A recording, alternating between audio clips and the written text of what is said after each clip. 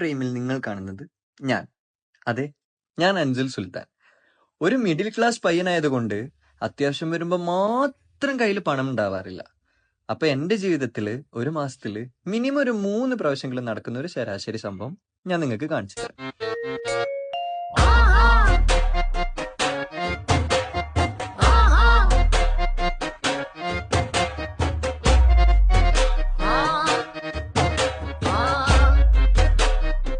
അന്തസ്സുണ്ടല്ലോ മനുഷ്യന്.